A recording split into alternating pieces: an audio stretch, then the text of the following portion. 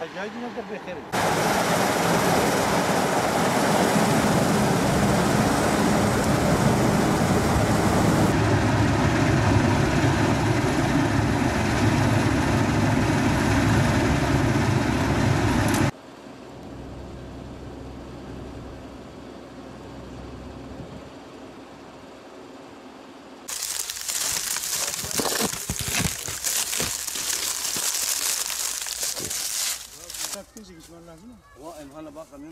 O zaman öyle bak kamyonu Hacı abi.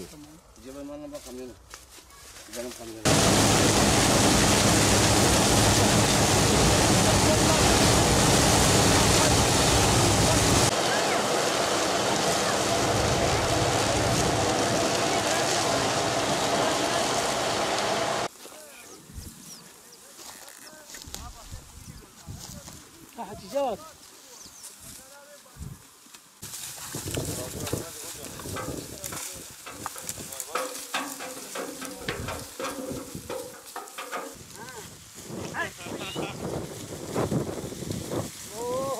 Bir 14 Mayıs Dünya Çiftçiler Günü'nü daha karşılarken maalesef biraz buruk yaşıyoruz.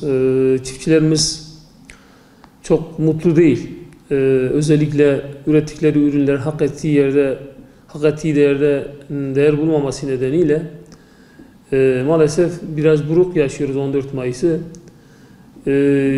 Bildiğiniz gibi dünya nüfusu 7,5 milyar civarında bugün. Önümüzdeki 25-30 yıl içerisinde bu 9 milyara çıkacak ve insanlık tarihinin çiftçiliğe başladığı günden bugüne 10.000 yıl geçmiş olarak kabul ediyoruz ve bütün bu 10.000 yıllık tarihin tamamı kadar insanlık gıdaya ihtiyaç duyacaktır. İşte bu gıdayı tamamen karşılayacak olan çiftçilerimizdir, üreticilerimizdir. Çiftçilerimizin istediği bu kadar büyük bir öneme sahip olan insanoğlunun bütün nüfusunu geçindirirken hak ettiği değere, hak ettiği yere gelmek istemektedir. Maalesef tarımsal üretimde kar kış demeden, sıcak soğuk demeden, karda, çamurda, yağışta, sürekli tarlada, cefakarca emek sarf eden çiftçilerimiz hiçbir zaman ürettikleri ürünün değerini bulamıyor. Bunun temel sebebi nedir? Temel sebebi girdilerimizin çok yüksek olması, üretilen ürünlerin istenilen fiyatta satılamaması ve çiftçinin istediği karı elde edememesi. Esasında çiftçilerimiz bütün insanlığın temel gıdası olan gıdayı en zor şartlarda üreten ve en meşakkatli, en zor işi dünyada yürüten insanlardır. Ve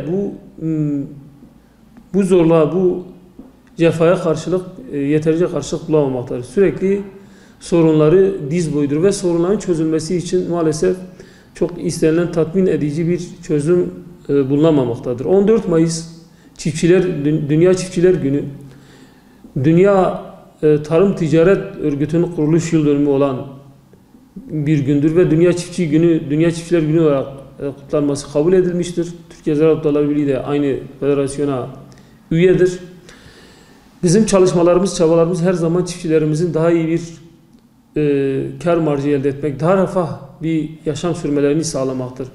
Maalesef bugün öyle bir konuma gelmiş ki neredeyse genç nüfus kırsalda tarımla uğraşan genç nüfus kalmamış. Tamamen tarımı terk etmiştir. Bunun temel sebebi dediğimiz gibi istenilen düzeyde kar marjı elde edememe, istediği şekilde, istediği fiyatta ve değerde üretim sağlayamamaktadır.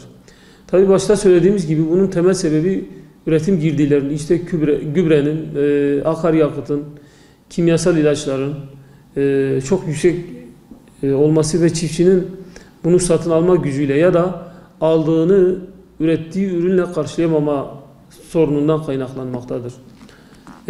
Tabii hal böyle olunca çiftçilerimizin sorunları maalesef çok büyük orandadır. Bunun mutlaka çözülmesi gerektiğini düşünüyoruz. Türkiye'de maalesef uzun yıllar, sadece günümüzde değil, işte belki son 80 yılın, son 100 yılın sorunları var. Sorunlar maalesef çözülemedi. Tarımsal altyapı sorunları çözülemedi. Belli bir sisteme oturtulamadı.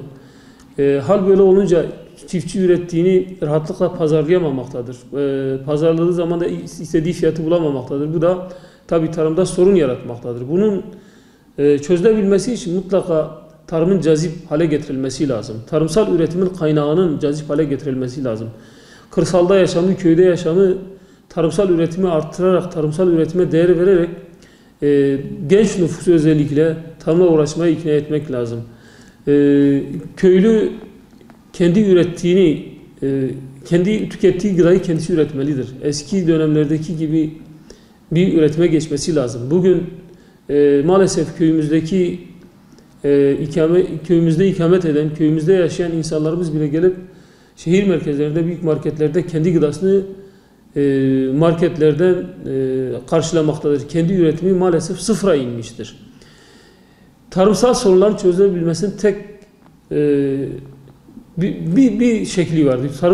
Tarımsal sorunların çözülmesinin tek bir şekli vardır. Mutlaka tarımsal üretimi gerçekleştirmektir. Tarımsal üretimi çiftçinin kendi eliyle, üreticinin kendi eliyle üretilmesini sağlamaktır. Yani köylüyü köyde tutmasını bilmektir. Buna yönelik politikaların geliştirilmesi gerektiğini düşünüyoruz. Ülkemizde tabii hayvancılık da başlı başına bir sorundur. Hayvancılık da aynı şekilde maalesef bugün köylerimizde eskisi gibi bulduğumuz, eskisi gibi çok sayıda olan sürüleri göremiyoruz. Eskiden köylerimizde 3000-5000 sayıda sahip olan farklı 4-5 tane koyun sürüsü bulunurken bugün maalesef köylerimizde 300-400 hayvana sahip sürülerle artık hayvancılığı yapıyoruz. Ancak siz bunun bir 15-20 yıl öncesine baktığınızda her bir köyde mutlaka 4-5 bin tane küçük baş, 1000'e yakın büyük baş hayvan mutlaka sürü halinde görürdünüz. Meralarda otlandığını görürdünüz ama bugün bu da artık yok olacak noktaya gelmiştir. Çünkü üretici, hayvan yetiştiricisi hayvan yetiştirdiği zaman istediği durumda istediği şekilde kar elde edememekte. Kar elde edemediği bir işi de yapmak istememektedir. Bu bu köylerden şehirlere göçe neden olmaktadır. Köyden şehirlere göç ederken de kırsal nüfusun şehirlere kayması ve kırsal alanın boşalmasına neden olmaktadır. Bu da üretimi tabii olumsuz yönde etkilemektedir. Gitgide hayvansal üretimin, hayvansal yetiştiriciliğin bittiğini görüyoruz.